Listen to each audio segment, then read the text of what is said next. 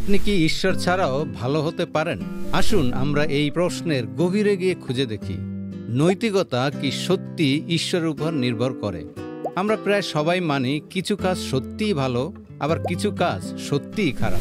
উদাহরণস্বরূপ, শিশু নির্যাতন, জাতিগত বৈষম্য বা সন্ত্রাসবাদকে আমরা সবাই অন্যায় বলে মনে করি। কিন্তু প্রশ্ন হলো, কেন এসব কাজ খারাপ বা ভুল? যদি ঈশ্বর না থাকেন, তাহলে এই ভুল বা সঠিকের ভিত্তি কোথায়?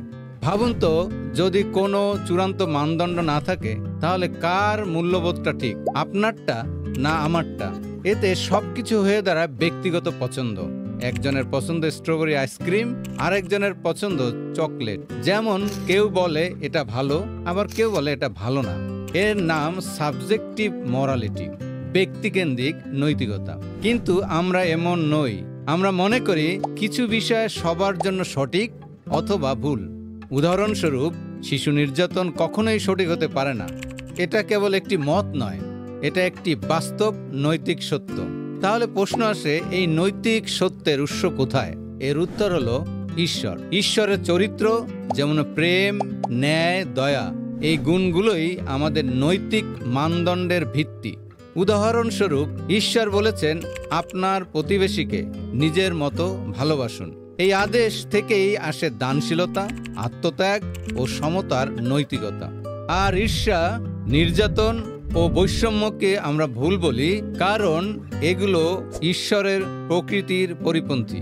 এখানে একটি গুরুত্বপূর্ণ প্রশ্ন উঠতে পারে, ঈশ্বর কি চান? সেটাই ভালো, নাকি যেটা ভালো সেটাই ঈশ্বর চান?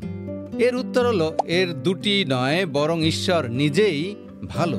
ঠিক যেমন একটি লাইভ কনসার্ট হলো আসল সুর, আর রেকর্ডিং যতটা সেই আসলের মতো ততটাই ভালো রেকর্ডিং। তেমনি একটি কাজ যতটা ঈশ্বরের চরিত্রের সাথে মিলে, ততটাই সেটা নৈতিকভাবে সঠিক। তাহলে সার কথা দাঁড়ায় এমন, যদি ঈশ্বর না থাকেন, তাহলে নৈতিকতার কোনো চূড়ান্ত মানদণ্ড থাকে না। কিন্তু আমরা জানি কিছু জিনিস সত্যি ভালো বা মন্দ, তাই ঈশ্বর আছেন। এই নৈতিক বাস্তবতা তার অস্তিত্বের প্রমাণ। আস্তিকতা নৈতিকতার জন্য একটা শক্ত ভিত্তি দেয়, অন্যদিকে নাস্তিকতা এই বাস্তবতার ব্যাখ্যা করতে ব্যর্থ হয়। আপনি যদি বিশ্বাস করেন যে কিছু জিনিস সবসময় সত্যি ও ন্যায়সঙ্গত, তাহলে আপনিও স্বীকার করছেন যে এই নৈতিকতার পেছনে আছেন একজন চূড়ান্ত নৈতিক সত্তা, যিনি হলেন ঈশ্বর। ঈশ্বর আমাদের প্রেম, ন্যায় ও মুক্তির উৎস। তিনি আমাদের নৈতিকতা দিয়েছেন এবং তিনি আমাদের চূড়ান্ত মাপকাঠি।